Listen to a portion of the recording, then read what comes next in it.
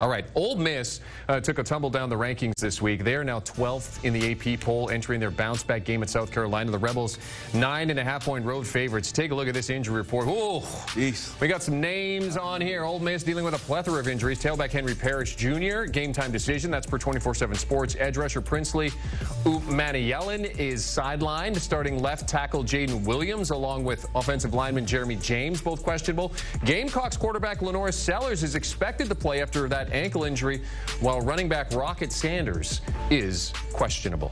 All right, the last two times that these two played, they combined for over 100 points. Matt Corral leading the Rebels to victory with 513 yards passing. He accounted for 5 total TDs. He ran one in and had 4 passing. The line is sitting at 9.5 to the Rebels here, Mackenzie. The total at 53 and a hook.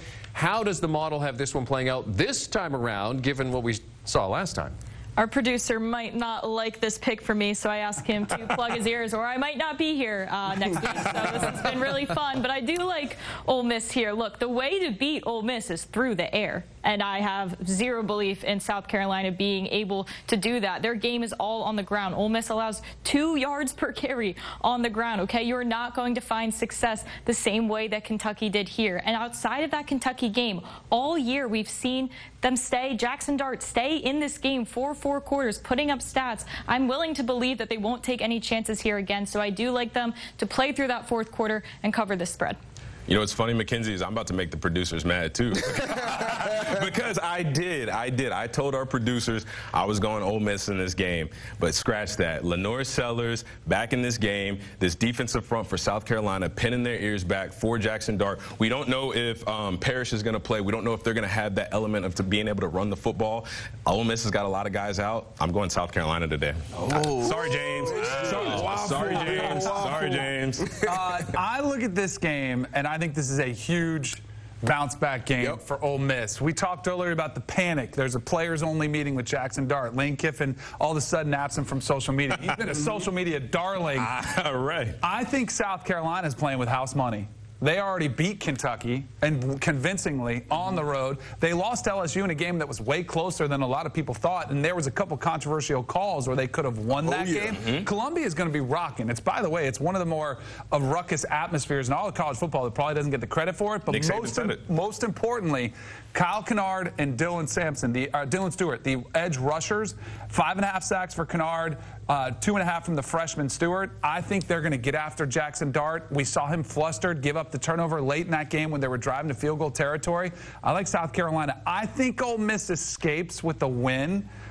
I do like South Carolina, though, with the points. Yeah, both of you guys said it. Tough place to play down there in South Carolina. You know, Ole Miss is trying to bounce back. I think it'll come down to be a game that comes down to the last drive. And watching Jackson Dart last week, I'm like, oh, he folded. He choked the game away, in my opinion. And when you're in that stage, you are where you are in the Heisman rankings. You have the expectations coming into the season. You want that weight on your back. You come in with the war paint and all that type of stuff. I want to see you show up in those moments. So I think this will be one of those last 2-minute type drive situations where you got to get a field goal or touchdown. I am going to take Ole Miss to bounce back and win in a hostile environment. Hang on, Damien, didn't you take South Carolina?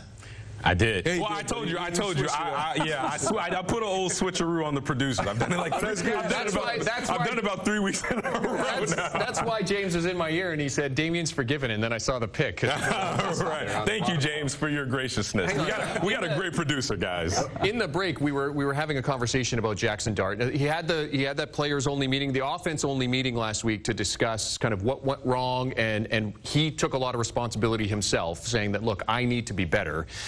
Danny, we were talking about the paint. Yeah, the Braveheart war paint that he's got. He's got like the line over his eye. Explain. And remember, I was like, this is an old man, get off my lawn take. But when was the last time you saw a truly great quarterback who was out there with the Braveheart war paint? We haven't seen many exist. Will Levis is another one. Really likes to get all fancy with it. He hasn't been great in the NFL either. Just handle your business. Like, who cares what you look like? I get if it's eye black and it's sun and it's a reason for it.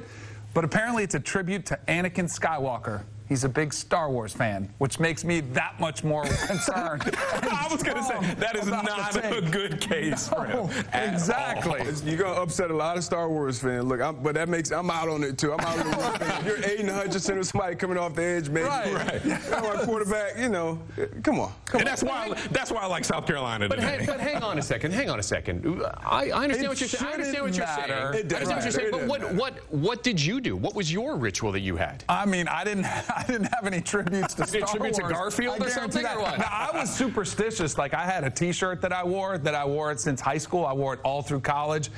You know, it was more of a superstitious thing, but I didn't have anything. I wasn't that worried about what I looked like on the field. I just wanted to go out there and let my play speak for itself.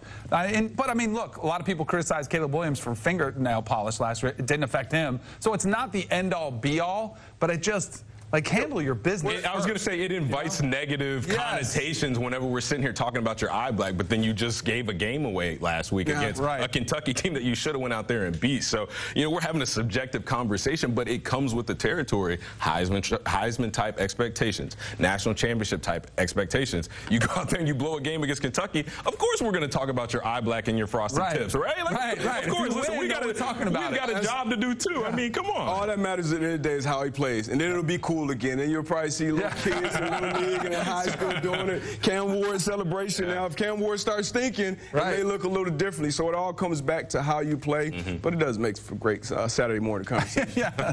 What was your ritual? I switched up. I would write a little message to myself on the tape, on the wrist tape or something like that. Typically, I had to get it and meditate for about 2 minutes before a game. So go in the training room, go in a little corner, and kind of just visualize, calm myself down after, you know, listening to some music. But I wasn't very superstitious. I didn't have some dirty drawers that I wore.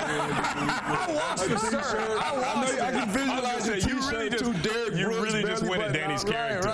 But no, everybody had their different things. I wasn't superstitious. Did you see the picture of the Alabama players? I don't know who they were. Oh, my But the two messages on the eye black, one had a Bible verse and the other one said, kill everyone. Well, but hold on. In the world of the conversation we're having, you know who had the kill everybody on his eye black? I hope it was Ryan Williams. It was Ryan Williams. Ryan Williams. And so it's like, what's that about? But it's like, what is he doing out there? He's taking care of everybody. So, hey, it's all, like Darius said, it's all about how you play. I know what Damien's ritual is because I've been in the green room with him. It's smooth jazz. Some Teskey brothers, a little Australian blues. But no, I wasn't very superstitious, and being at Alabama, Nick Saban was very strict about black cleats, gray undershirt, no long socks. But one thing I did do that was a part of my routine, I had a buddy that had passed away that was real close to mine.